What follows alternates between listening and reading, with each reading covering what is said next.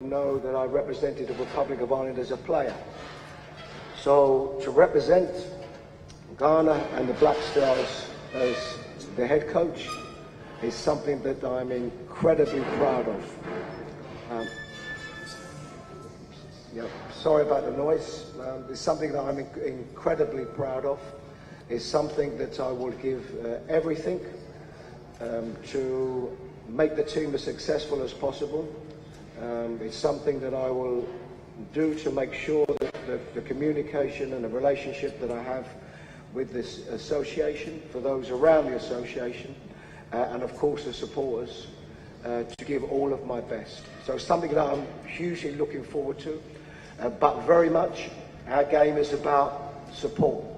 And as I said, support from the association, but mostly the support from the huge array of fans that we have, and that starts with obviously a very difficult game at Kumasi on Thursday. Okay, thank you very much. Thank you so much, Chris.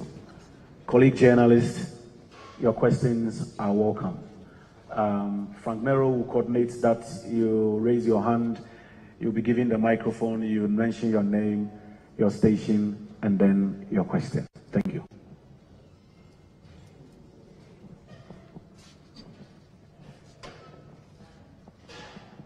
Okay, I can see a hand there.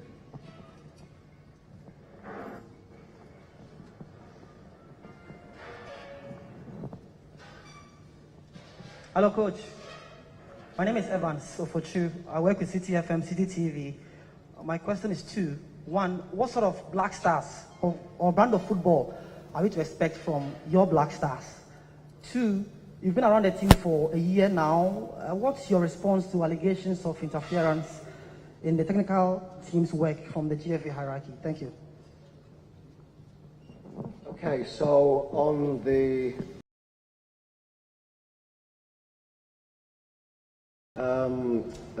all I can say is that I am the new head coach, so anything that you speak of before my time here is very much something that you are bringing up and is in the past. All I can speak about is my communication and correspondence that I had with the association in my time being involved so far.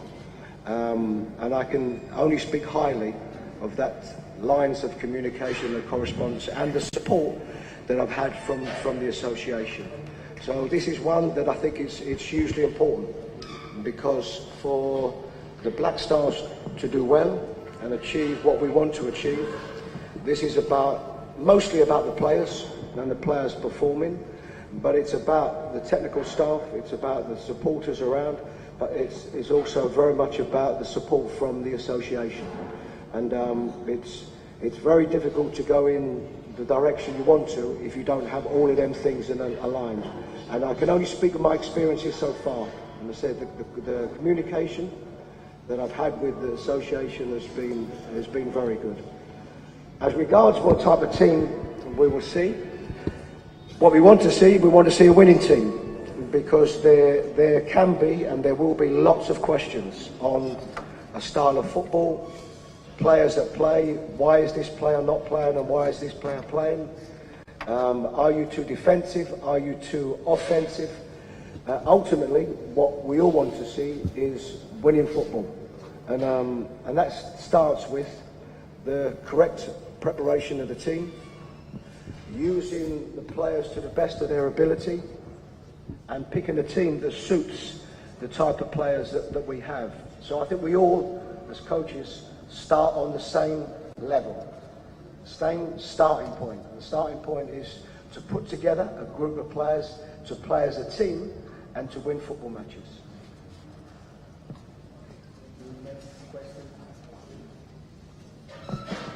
Thank you so much. I'm a free Pure FM.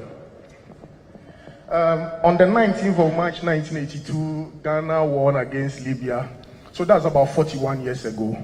We've had 33 coaches since 82. You are the 34th coach, Mr. Hughton. What capacity or what capabilities makes you ideal for this very demanding job? Number two, you were the technical advisor for the Stars. You talked about your association and all of that.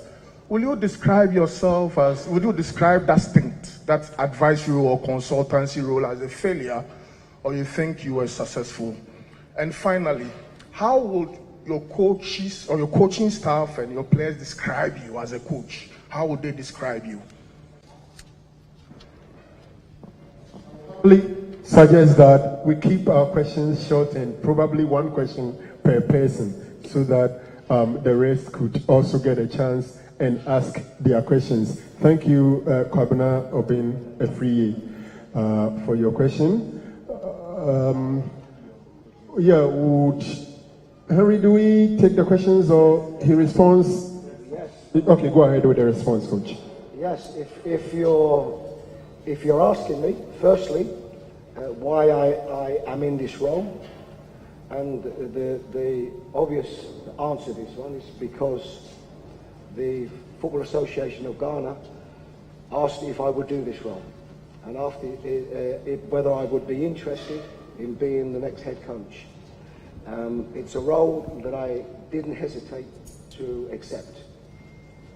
As regards my capabilities for this role,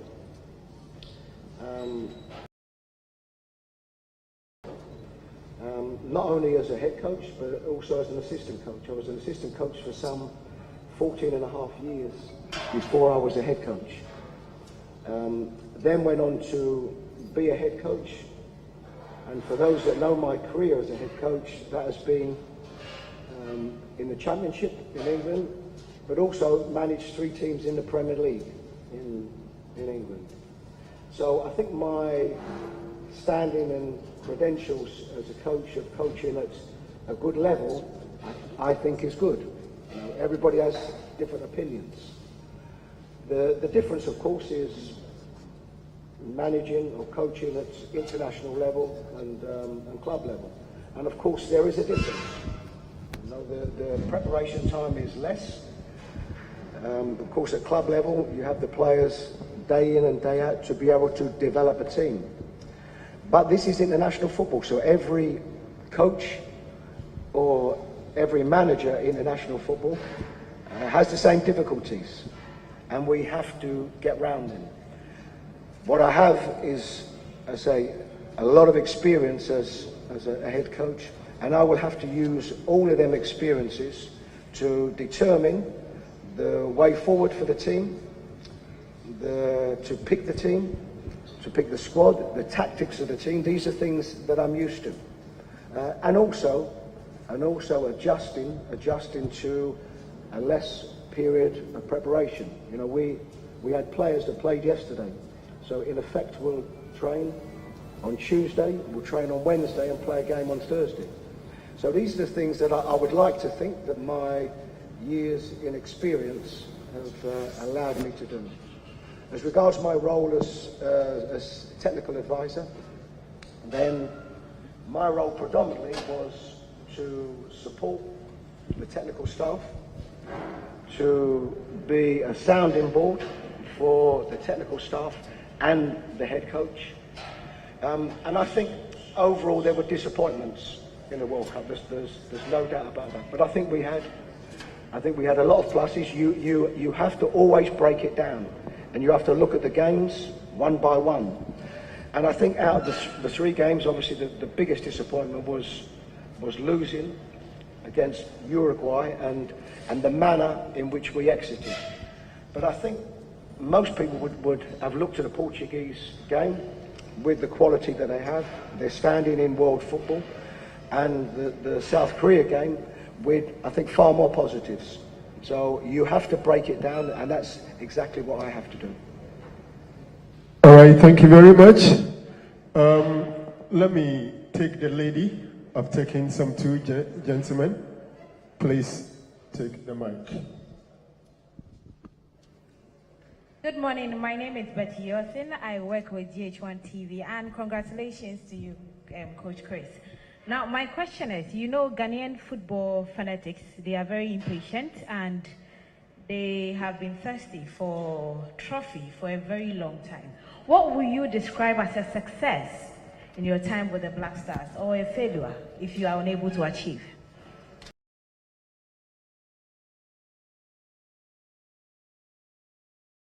You always have to judge what you think and what you perceive as success and failure nearer to the time. And you also have to remember that what is deemed as success and failure is different to different people. My responsibilities are, and what we have to remember is that I have the responsibilities to, if I look at the present squad that we have, remember, we went into a World Cup campaign with the youngest squad in the World Cup. So my balances are on bringing these young players through, and also making sure that the experienced players that we have in the squad can be a good combination. So it's always going to be a mix of the most important thing, and the most important thing is always here and now. We have two games this week, and this is what the most important thing is. But I also have to have an eye on development, and I think I would be judged on a way a team play, what I've made from the players that we have, whether I've managed to get the best out of the players that we have, and have a support, and this is the most important thing, that have a support that enjoy seeing their team play. Now, what is judged as success and failure will be perceived in different ways. Ultimately, at this moment, it's about winning 2 games this week. It's about qualification to get to AFCON, and it's doing and preparing the team as well as we can from AFCON, and performing the best that we can in an AFCON tournament. And it's normal. It's normal that you will be judged on it. All right, thank you. Okay, I think you deserve my attention. Thank you. Thank you, Frank. Coach, once again, congratulations on your appointment. In your opening statements, you indicated that your time, with the team for the Nigerian game and then the World Cup allowed you to know the squad and then the technical staff as well. My question is that the reason why you didn't really tweak the squad? You've kept a significant number of them in your squad for the Angola double header. And then knowing the squad is a different thing, but knowing the expectation of the country is also a different thing. How does the Nigeria game, especially in Kumasi, and the atmosphere, compare? I know you've played in some big stadia, you've managed some big teams. On Tyneside, it's a very, very mad football city. How does that pressure, especially in games in Kumasi, compare to what you've had experience as a player and then a manager? Okay, so firstly, I'll speak about the squad itself. I think in my time I've been involved, and I looked at this very roughly this morning. There have been a lot of new players that have come into the squad. So if I think of the dynamics of the team, and when I pick the squad, is to try to incorporate the best I can with the new players that have come into the squad, and of course the existing squad members. I can only ever pick 25 players, and I think most of you would know that we have some injuries. So some players that have come into the squad that wasn't in the initial squad. But it's that balance, and what I didn't want to do was, because what I can do is that if I'm looking at the amount of talent that we have out there, I potentially could have brought in, another new 3, 4, 5 players that have not been involved in my period of time. But we have to have some consistency in the squad. And we spoke about going out of a World Cup in the last game. But we have to remember, this is a team that got to the World Cup when there were numerous very, very good teams, African teams, that didn't get there. So the starting position is good. I say, with the introduction of a lot of new players in my period of time here, I have to look for some type of consistency in the squad. The game in Kumasi, yes, and I think it was difficult for me. It's my first time in Kumasi, my first time at a game. And I think when you're there, around that type of atmosphere, it's difficult for it not to affect you. And it does.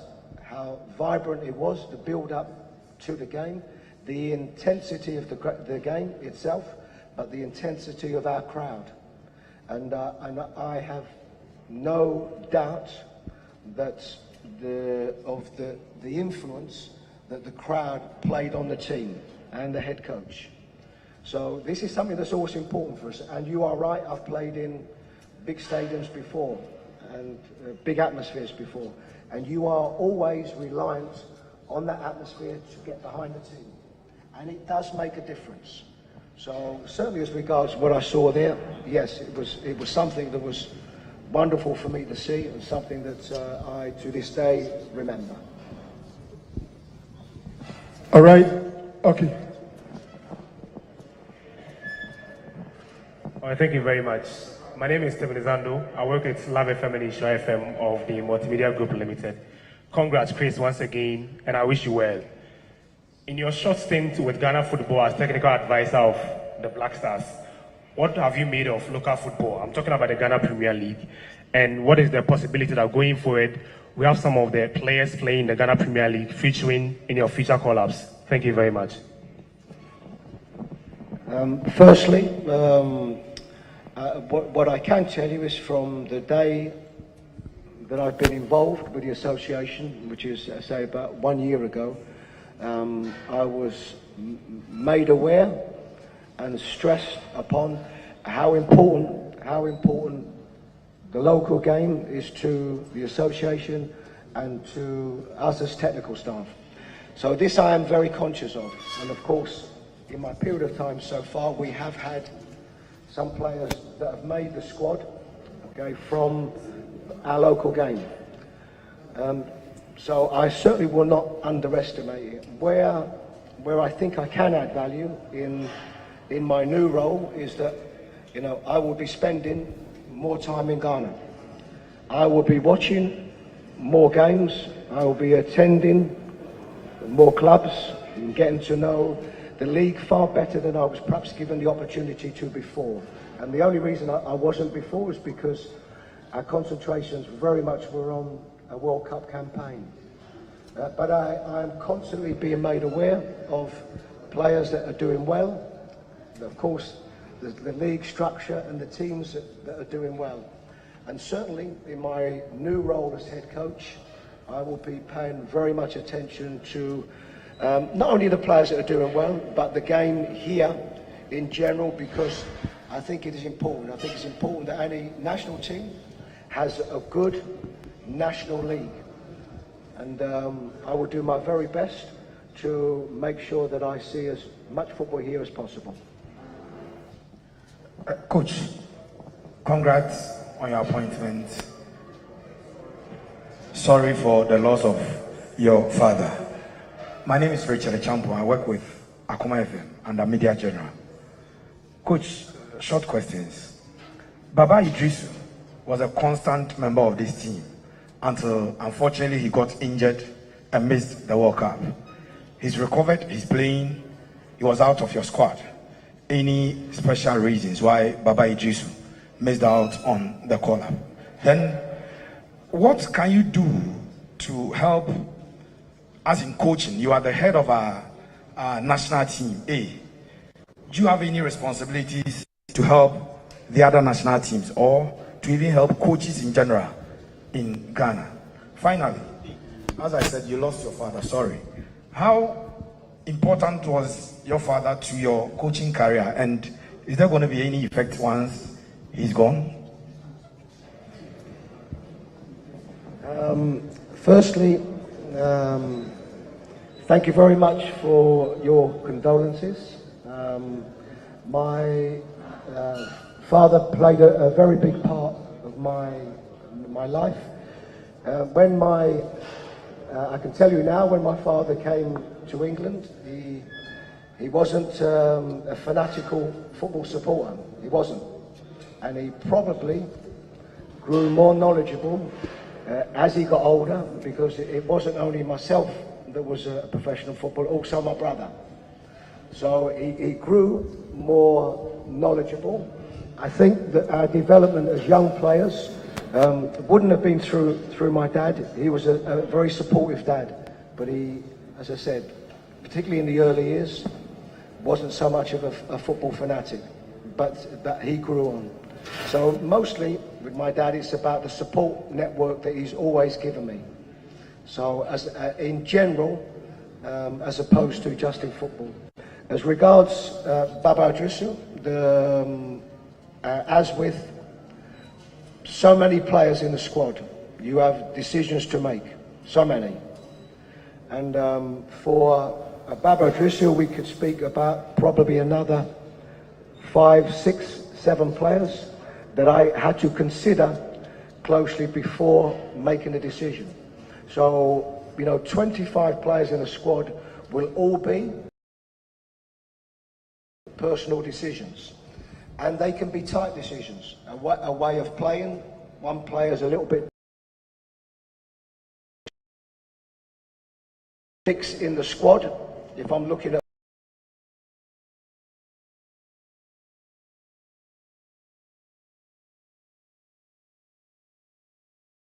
decisions, and I can tell you, this was a tough decision. But as I said, I can only pick 25 players, and there are players that will miss out.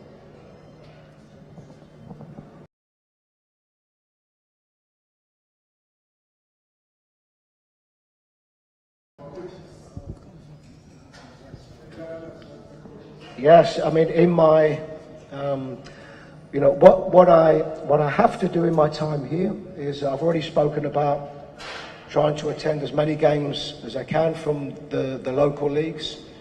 Also, throughout the FA, we have different age group teams, also the ladies' teams, and I think we all know the prominence now of the ladies' game, ladies' football. So I will try to do as much as I can. It will always be about getting the correct balance. We have a huge number of the squad that play in Europe.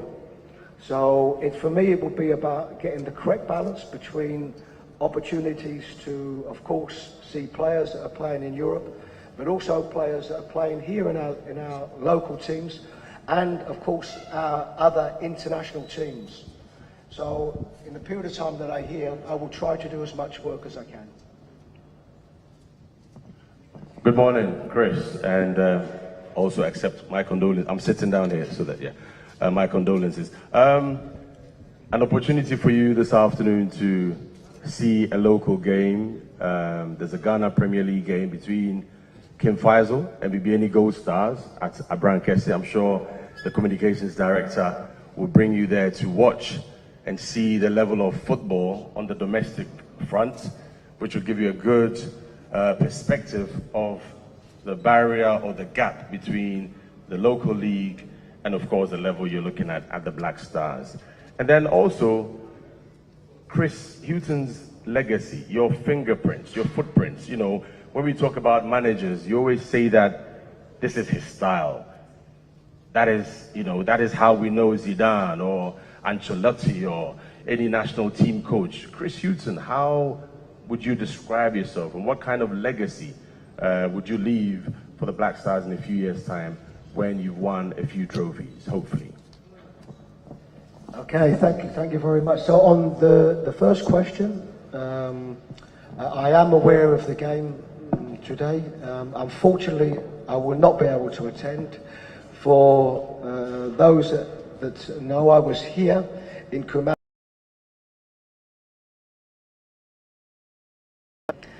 in a very very busy international period. We have players that have arrived that will train today, and we have players that will arrive tomorrow. So I think certainly it's a game that I would like to attend to, and if the circumstances were different and I had more time, then certainly I would attend.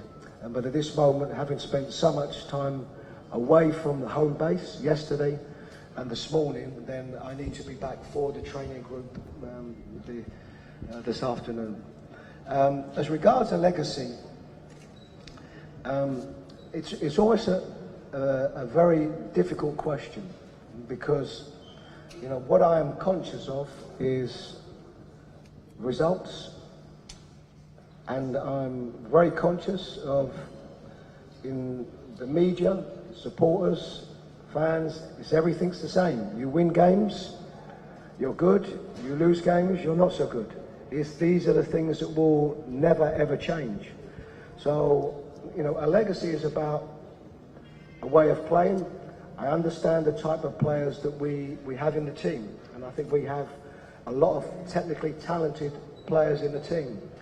But I'm also conscious of what the supporters want most is to win football matches, and you have to go about your tactics in a different way to when you are playing one of the top teams than when you are not playing one of the top teams. So a legacy would be, I hope, that Chris came in for whatever period that is, was seen to work as hard as he can to make sure that a Black Stars team with good, quality, talented players achieve the best that they can achieve. Okay, congratulations, Coach. My name is Obede Champon. I work with Silver FM. Well, we've been having a lot of conversations, but we all know you are going to be involved in so many call-ups. Can you help us, the media, with regards to the 5 bases your call-ups will depend on? Whether it's going to be based on experience, whether it's going to be on form, whether it will be based on discipline, like the 5 metrics that you are going to use, or even if it's more, all the metrics you'll be using in your various call-ups. And again, we've not won a trophy. My brother Obi asked about that question. Should Ghanaians expect a trophy from you at the end of the period? Can you promise us that? Or we should just go with the flow? You are just going to build a team, and if we win a trophy or not, we should be okay.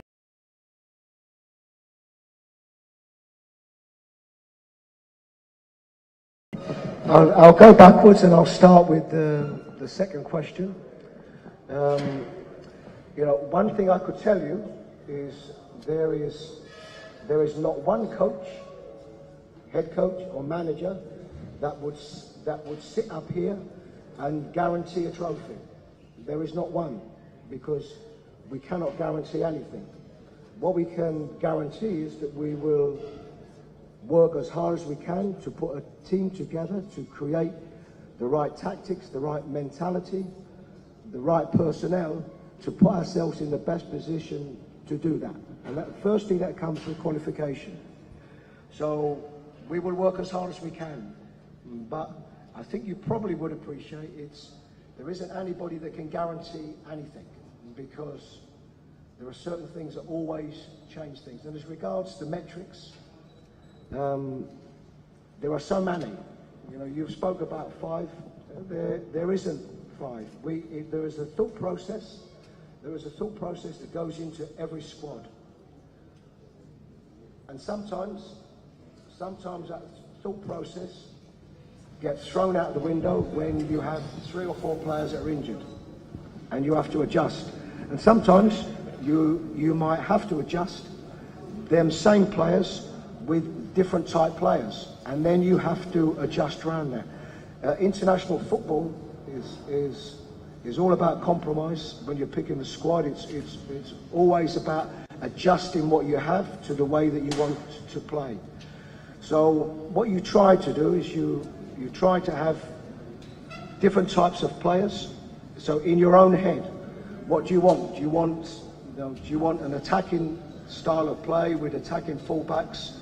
Do you want to employ in midfield? Do you want defensive type midfield attack? and you have to work the individual players around the type of squad that you want, but also that right balance between young players like we have and experienced heads. So it's very difficult to talk about metrics because it changes all the time. All I can tell you is that any head coach would have put more goes on when you are picking a squad. My name is Salis, and Husky Radio. One major challenge we have in our football currently in Ghana is transitioning, from the juvenile side to the senior side. A lot of the young players we have in the national team currently are players who either played in the academies in Europe or just played outside the country. We have had young promising talents in Ghana who are nowhere to be found now in the national team. So what are you going to do? Are you going to set up a mini team for just looking at the transitioning of the players from the under 17 to maybe the under Black Stars? Because of late, I think that is the major problem we have.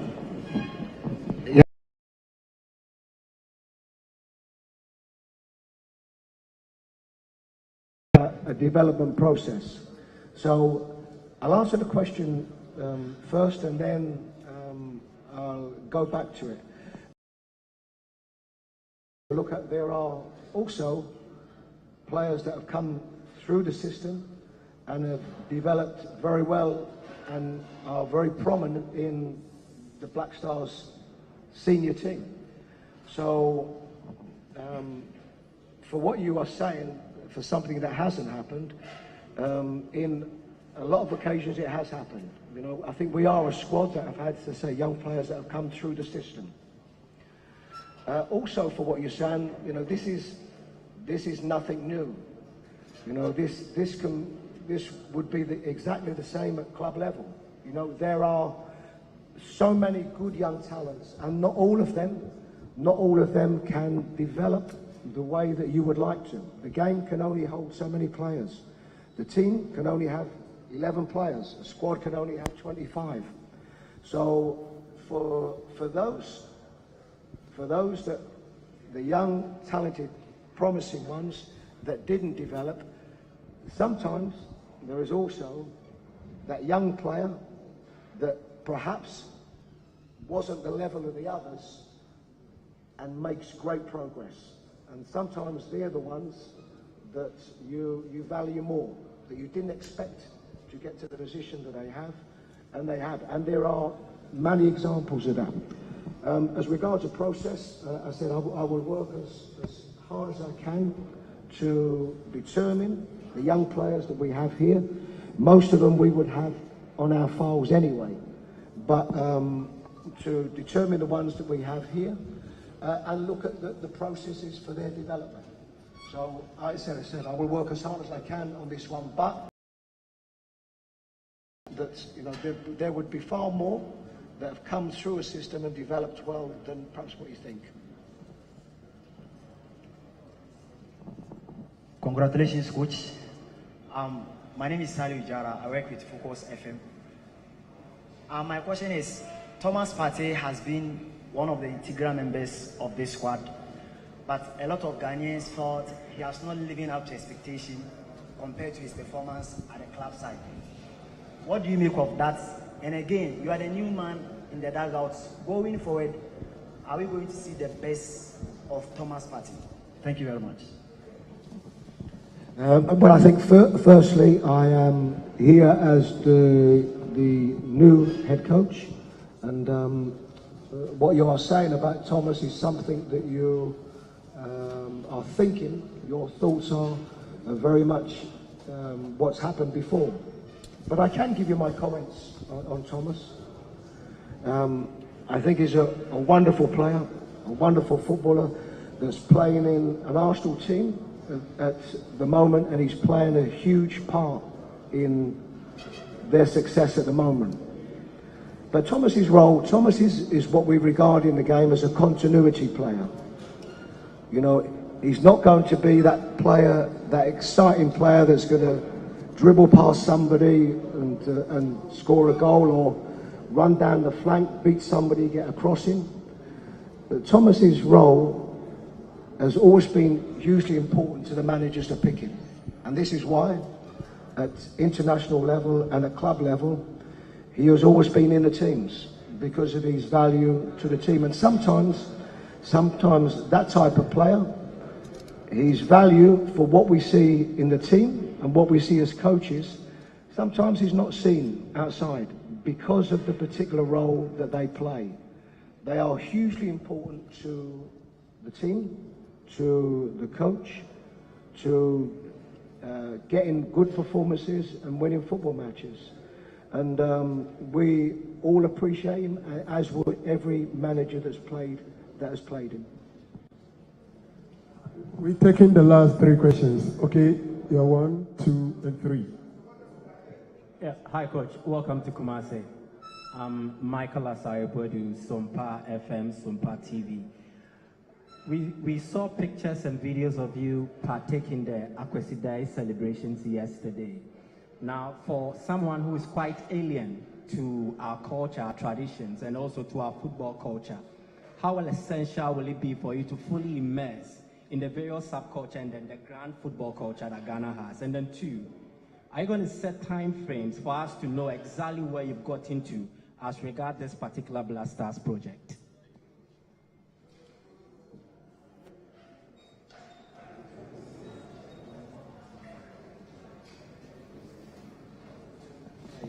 So,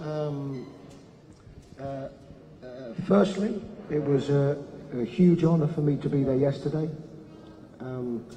It's quite obvious what the occasion and what the day meant to everybody there. And I was hugely honoured and excited to be there. And hence, in what was an important preparation day tomorrow, it was important for me to be there personally. It was important for the association to stress that it was important for me to be there also. You know, I can tell you, I was brought up in England with a Ghanaian father and brought up in a very English culture. And it's only as I progressed in years that I got to learn far more about my background, my heritage, the culture, and everything. And it's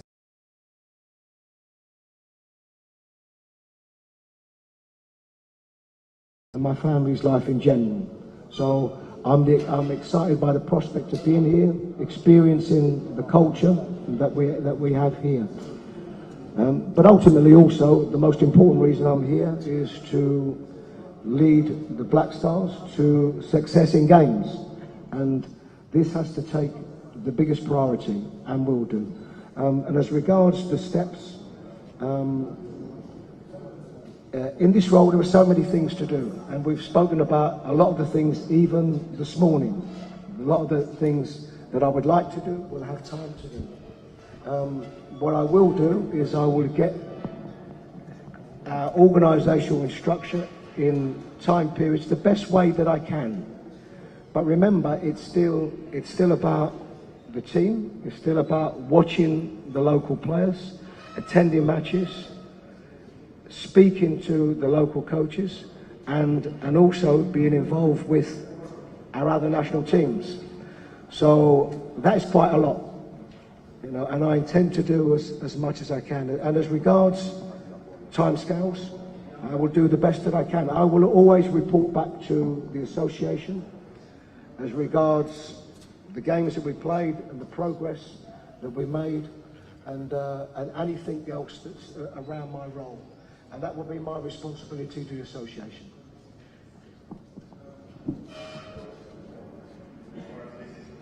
Ify Manfred, with Love and Insura and Multimedia Group. First of all, I want to ask you, at the World Cup, largely we played between a 3-back, 4-back sometimes. There were a lot of Ghanaians who felt that we have a lot more quality to play with a free flowing, that's a general phrase over here, attacking football. You have been described as tactically flexible. In an interview with Coach's Voice, you mentioned your 4-4-1-1, 4-2-3-1 and the likes.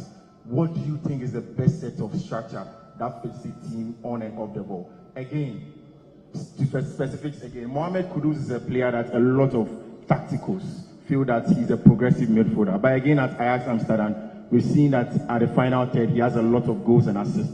And people feel that between himself and Victor Osimhen, these are two of the best African strikers in Europe right now. Do you think Mohamed Kudus should be playing in deep line areas with his progressive carries and his press resistance abilities, or he needs to be at the top?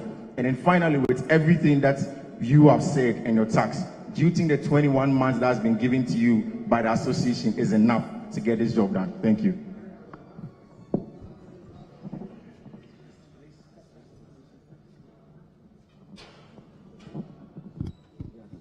Okay, so just as regards tactically and how I would set the team up, certainly as a coach, you have to have that flexibility. You know, we can talk about being flexible as coaches and wanting to play in different systems and trying to get the correct players into that system, but it's also about the opposition, the quality of the opposition, and what you are allowed to do. So you have to be, as a coach, you have to be flexible enough for this.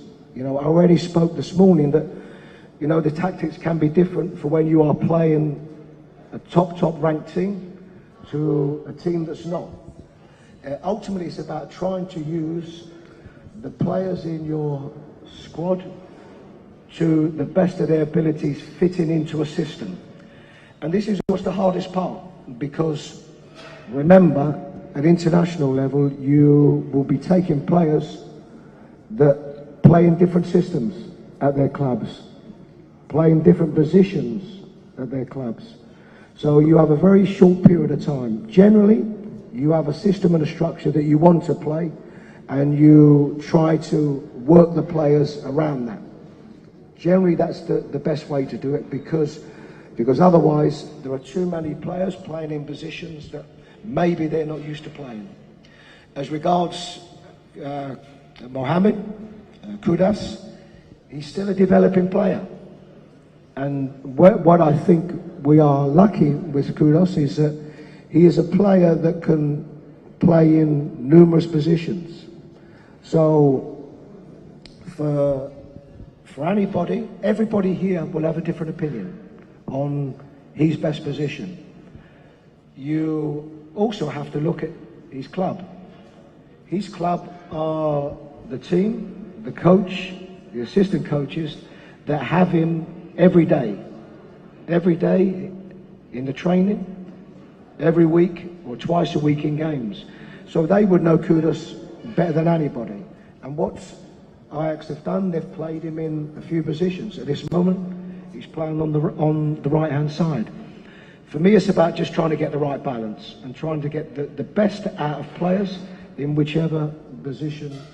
Because one thing that's general is that sometimes there'll be a player playing for the Black Stars or any international team that may be playing a slightly different position for their clubs.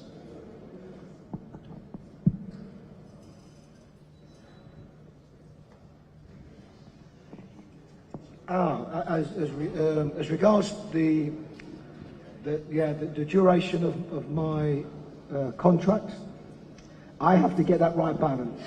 I have to get that right balance of what is short term, what is medium term, and what is long term. At this moment, always the most important thing is short term.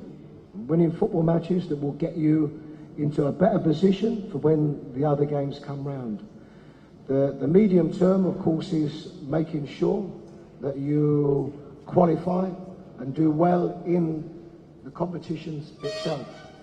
The longer term, of course, is about developing players and bringing players, like you've said, through the system, and that takes time.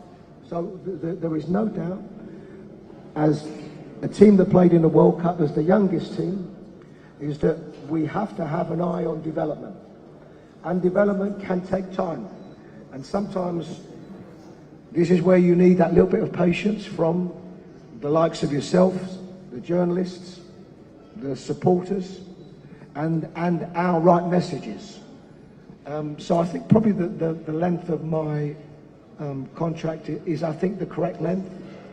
And we know that on that pathway, if we are heading in the right direction, then of course, come the end of that contract, there will be talks again at the end of that contract. Yes, good morning. Coach, my name is Jojo Addison, as you inquire from under Tinka Media Village. There have been rumors around as to who takes care of the goalkeeping aspect of your team. I would like to know if you could confirm to us, or otherwise, if Richard Kingston is still the goalkeeper's trainer for the Black Stars. I will take that. That's the responsibility of the Football Association. What I can announce here is that we haven't made any technical change to the team that assembled, that represented us at the World Cup. George Boateng and Didi Dramani are still the assistant coaches. Richard Kingston remains the goalkeeper's trainer.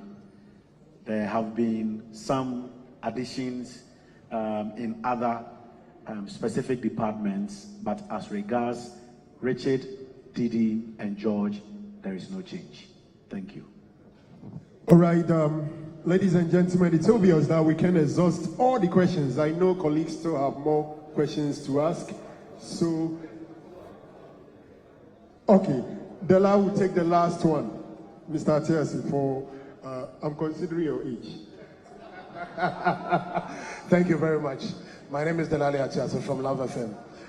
Henry, when you started, we didn't hear you talk about targets. May we know specifically what targets has been set for the coach? Thank you.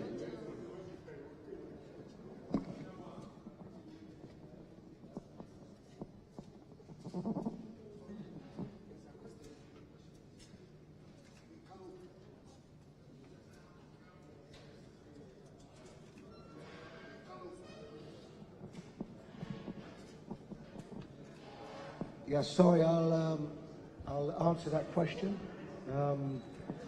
I think as regards targets, this is normal. What is normal is, firstly, as a coach, you do the best job that you can. What is normal from your employees is that they want success. This is normal, whether it be our association, any other association, or football club. You want success. So what is success for us is to do and put ourselves in the best possible position to do as well as we can in an AFCON competition.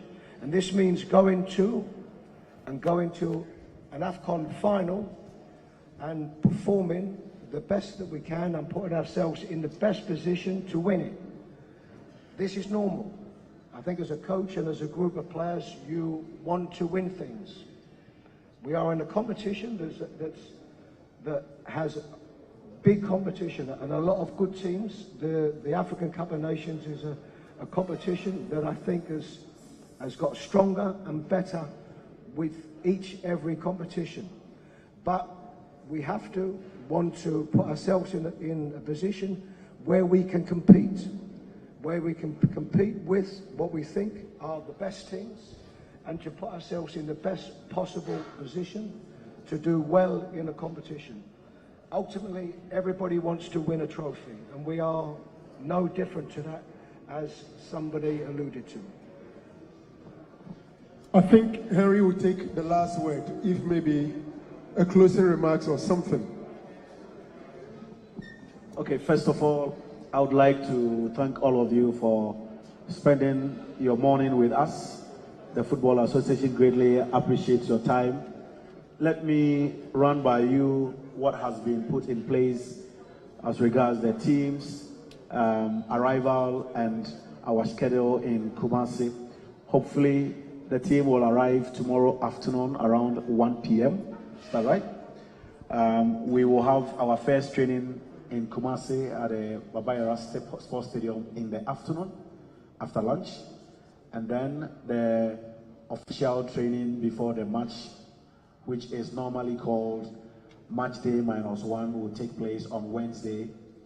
And then the game is at 4 p.m. on Thursday. Coach Chris Hughton will speak to the press in a pre-match press conference on Wednesday. So we will communicate the time. As usual, the venue will be at the Babayara Sports. We'll communicate the time tomorrow so that you can be fully aware of that. So we are grateful for your time once again. Thanks for your company, and see you on Thursday. All right, thank you very much. Please, colleagues, the GFA, which is the organizers of this press conference, has some short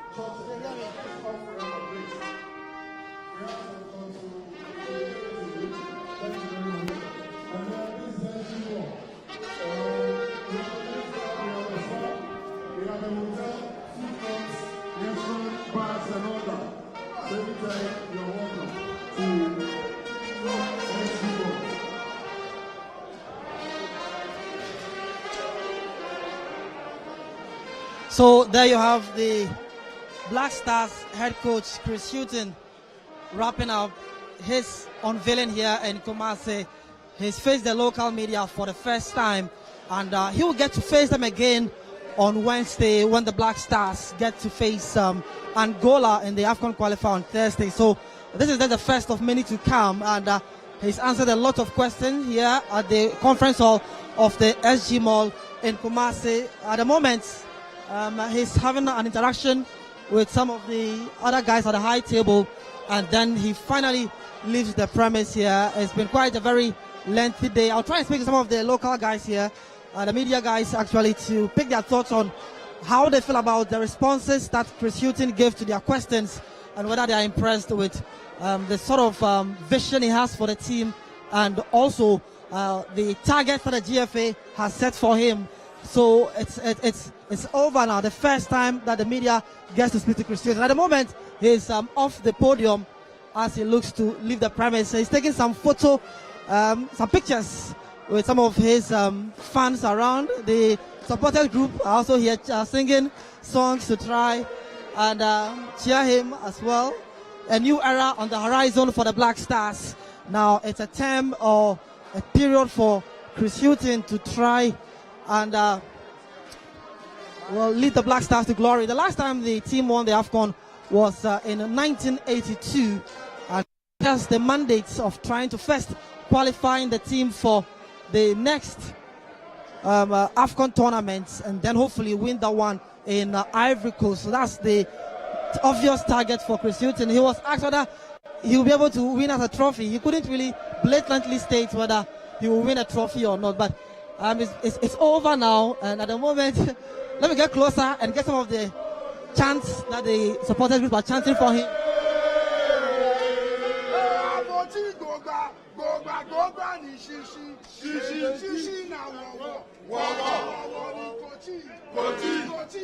Champion na go na welcome na Ghana na go na capo na go na ojo na me.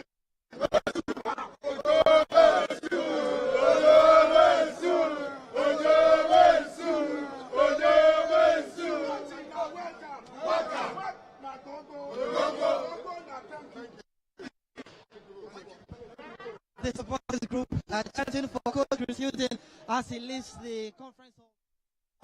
So journalists have been firing away as far as questions are concerned for new Black Stars head coach Chris Hughton. A few interesting talking points there to get through. Like I said earlier, we're also live on 97.3 Citi FM. So those who can't catch us on TV can definitely catch us on radio. Nathan, let me start off with you. The first interesting point I noted was the length of the coach's contract. Seems a little odd for me. Now, two things I want to ask. Does this mean that his contract is not up to 2 years? Is it a year and a half, a year and 8 months? What exactly is it? And does this raise questions about this FA's issues with handing long-term contracts to coaches? Because we've done a few ad hoc, time frames in terms of coaches with Otoado. Now we are doing Chris Hughton. Before that, we did Milovan Rajevac. Nobody seems to be staying in a job long-term. I think when you look at national teams and how they operate, you can kind of understand why he's been given a contract length. If you work them out, it's about 21 months, but it runs out in December 2004. This is my thinking. Between now and then, there's a major tournament, the AFCON, to be played. So his contract period covers pre-AFCON, i.e. qualifiers, and then the tournament itself, and then maybe the start of another cycle of qualifiers. But essentially, he will be judged on the qualifiers and the tournament itself, if Ghana makes it there and how well Ghana does. I think that's the reason behind some of these contracts. You probably don't want to lock a coach into a long-term deal where at a point things start to get a little stale, a little sour, but you look at the mathematics of compensation, of cutting up that contract and all of those things. So I feel that most entities would want to give a short contract and then you roll it over as and when. Well, they did say that it would be subject to performance reviews. So I'm sure you give it a short term. Now in that period, like I said, AFCON qualifies and the AFCON itself, and then you decide on life after those competitions and what it will be. So I kind of understand why they would give these, short-term contracts. So you can quickly decide on a direction if it's not going well. And if it's going well, okay, you trigger another year, and then you keep operating like that. He addressed the Thomas Partey incident, or the Thomas Partey elephant in the room, where Ghanaians feel like Partey operates at a very different wavelength from when he plays for Ghana. Partey himself is on record to have said that he prefers to play up front when he plays in the national team. Hughton says that Partey is a continuity player, and I picked that phrase out specifically, that he will not dazzle you in the national team, but he is almost untouchable in the team. How do you feel about that answer, and does this put to rest this debate? I don't think the issue is Thomas Partey. I think the issue is the expectations of Ghanaians. That's the bigger issue, because we see Thomas Partey at Arsenal. There's a lot more movement around him. The team is a lot more fluid. He's playing as a number 6. He plays for Ghana now. He has more attacking responsibility. But you are also expecting to also be controlling the tempo at the same time. We are putting a lot more responsibility on him in the Black Stars than he does for Arsenal. And then we are upset that he's not meeting expectations. The party you see at Arsenal does a very specific job. The players who are the ones, the job we want him is like we want him to do him and Shake's job at Arsenal. At the same time for the Black Stars. But for Arsenal, he does just Partey's job. So when we don't see him able to kind of do the double job, we start getting upset. And for me, I think Ghanaians have put in their heads, because of the way Michael Essien used to play, that kind of box-to-box role. We want to see that box-to-box midfielder. But I don't understand. He's not that player. You put in an unfamiliar role, he doesn't perform. Let me not say unfamiliar, but his best football has not come with him playing as a box-to-box midfielder. I know he scored goals for the Black Stars and stuff, but the majority, he plays 10, 12 games for the Black Stars a year, and plays like 50, 40 games for his club side. And for every club side, he's played mostly as a number 6. He's not been tasked with pushing the ball forward and making things happen in the final third. But we put that responsibility on him as Ghanaians, because he's our best player in the world. He's our best product right now. We put that responsibility on him. And when he doesn't meet the task, we get upset. For me, I don't think Partey should ever play as an 8 for Ghana. I think we've seen him at Arsenal. We've seen it's clear what he can do. So let's put him in the best position. If you have your best player, you use your best player in his best position, and the rest will follow for me. So I think what we should actually be thinking about is finding the right midfield partner for Partey, rather than expecting him to be breaking forward and making things happen. That's my Now, this is a bit of a conundrum. Why? Because Partey, the statistics show that he fares better up the field, right? When he plays for Ghana. I spoke to Salis about the Partey situation at the World Cup, and Salis said that he feels that the attacks on Partey are unfair. Why? Because Salis was playing in the role that Partey prefers to play in, and so he cannot blame Thomas. I don't know how you feel about that. Yeah, that area of the pitch is probably one of the most misunderstood areas. For the casual fan, most casual fans will look at football, and if you ask them to throw a player out of their team, they're probably throwing that person there Because a number of reasons. One, maybe he's not flamboyant. Maybe he's not flying into tackles. Because in our mind, if you're a number 6, you jump into tackles and destroy things. The game has moved on. There are players who play in those positions. They may not do the most exuberant of things, but they give your team a certain tempo. Yeah. They give your team rhythm. That is why all top teams have a player in that role.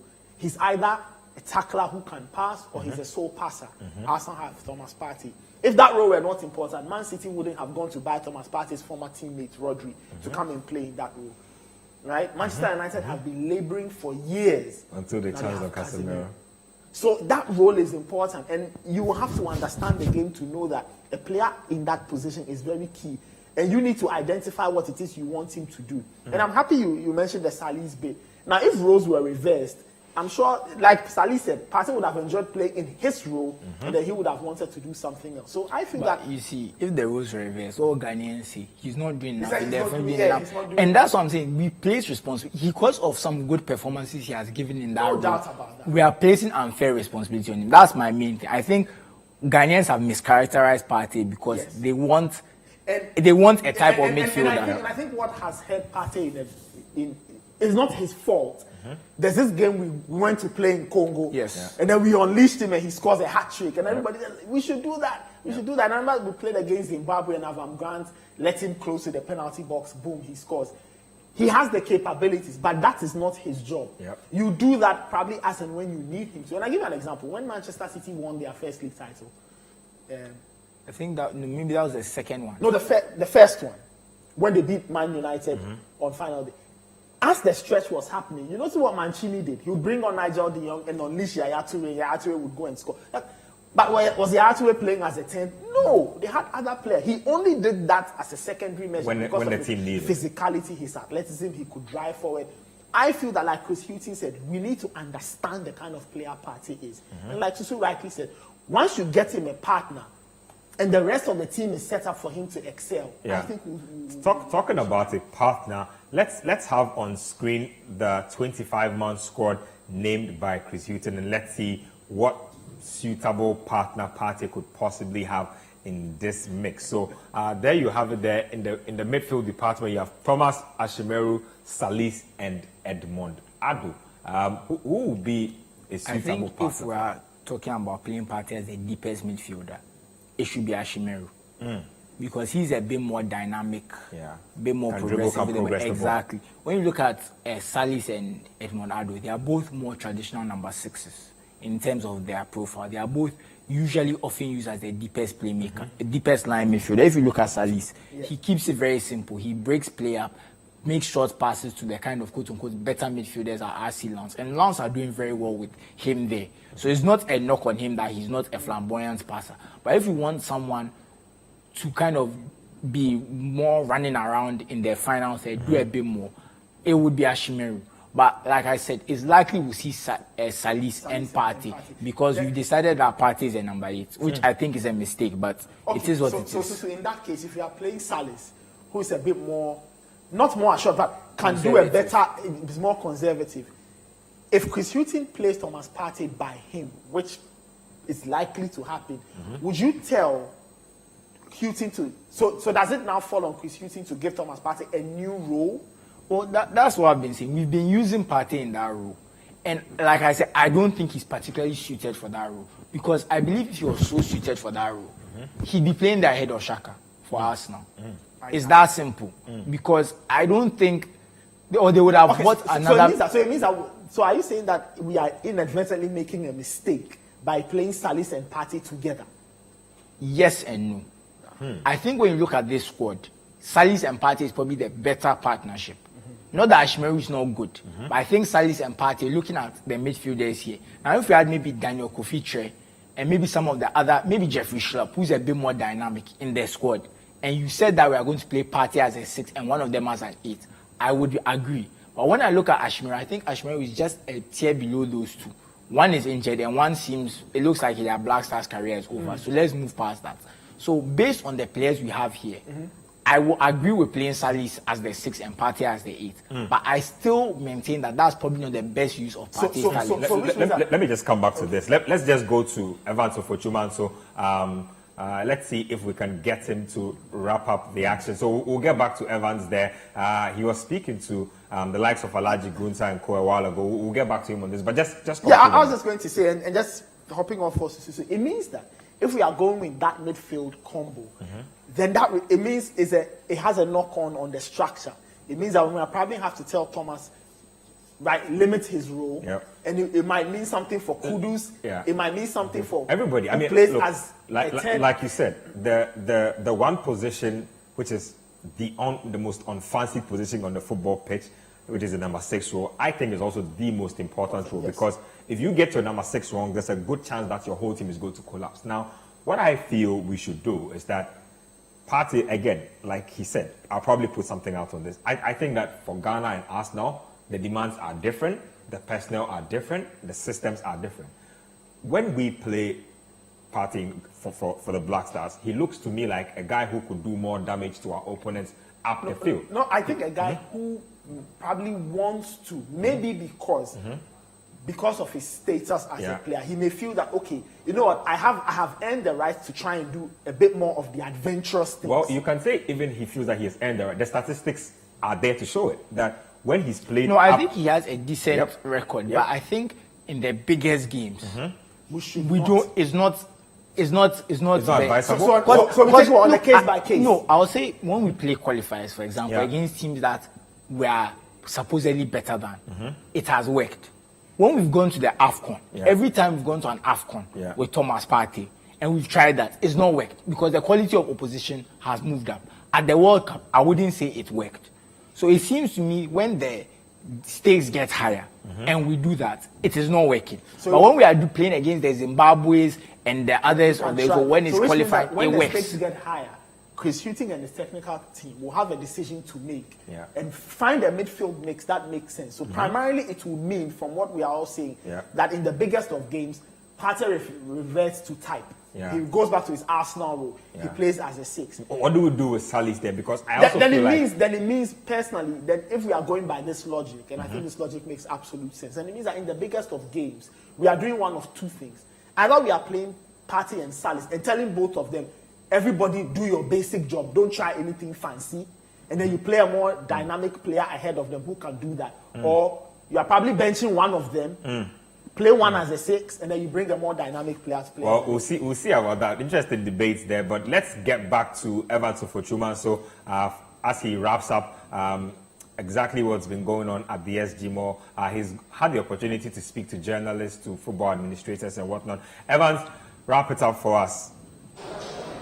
Well, Ben, so it's all over here at the conference hall of the SG. Our coach, Chris Hughton, alongside the communications director of the Ghana Football Association, Henry Asante, they've left the premise now. The media are just packing to leave as well.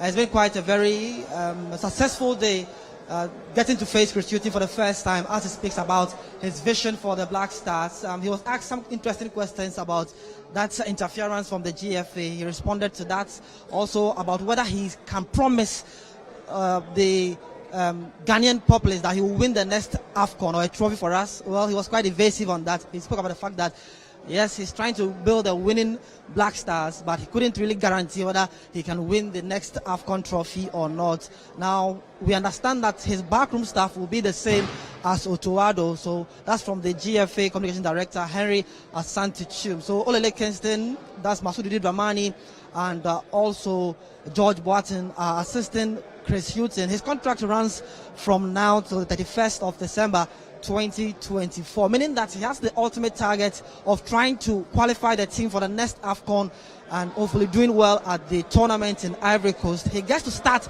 his official game on Thursday against Angola, the Palancras Negras, at the Baba Sports Stadium. And listening to Chris Hughton, you could clearly see that when it comes to his PR, he's very good at that. He was able to really answer the questions to the best of his ability as well. And so the media here, speaking to them afterwards, it was quite a mixed reaction. Some felt that the coach didn't really get into the basis of their questions. Others felt that, well, it was quite okay. They're just hoping that he gets to deliver that mandate that has been given by the Ghana Football Association. From what I picked up from the GFA, he's not been given a clear-cut go and win a trophy objective. That's what I gather from the GFA. But going forward, the main thing will be for him to do well, to build a Black Stars team that's formidable on the African continent, and hopefully break that AFCON jinx after 41 years. So we're almost wrapping up here as the media says goodbye to the first official press conference of Chris Hughton here in Kumasi. He will get to speak to the media again on Wednesday. That will be the official presser for the AFCON qualifier against Angola. So the media will get to face him second time in Kumasi before that game on Thursday. But at the moment, it's done with his official one as he leaves the premise. So he has left the premise alongside support from Alhaji Grusa, who is part of the Black Stars Management Committee, and also Akwesi Agyemang, the Vice Chairman of the Black Stars Management Committee. Interestingly, GFA President Keto Kraku, as well as Mark Ado, the GFA Vice President, were all not here to grace the occasion at the SG Mall in Eija, Kumasi. So reporting for Citi News, I am Evans Sofojumanso. Evans, thank you very much for getting to us with updates there from the SG Mall. I'm sure it's been quite a hectic morning. You have your side interviews to get to that, and also make sure you get some fufu to eat as well. It's Kumasi, so you know how it goes. Find yourself some good fufu. We will take it up from here in Tesano. Let me just take concluding thoughts before we take the show home. Nathan, perhaps the only question he didn't answer clearly was a question on interference. He said, when he was asked about interference with other coaches, he says, those were in the past. I'm here now, and I am the head coach. Just 30 seconds from both you and Susu on this, and then we did I expect him to say anything differently? No. There was a part of it I was hoping to say in my time there won't be interference, but I guess we'll all have to wait and see whether or not he will be sterner away from the cameras and not give a lot away in front of the cameras. So I think it's just a waiting game to see what will emerge in the Chris Hughton era. I think that answer could be one of two things. It could mean there was interference, I don't want to talk about it. Or it could mean that there was interference, but it won't happen now. Which is why I said what happened before doesn't concern me. So it could have been there, it could not have been there. He's basically saying, what I understood is, I don't care what happened in the past. This is a new era, we're moving forward. So maybe the implied message there is, that was the old days. You could do it with another coach, but with me, you won't do it.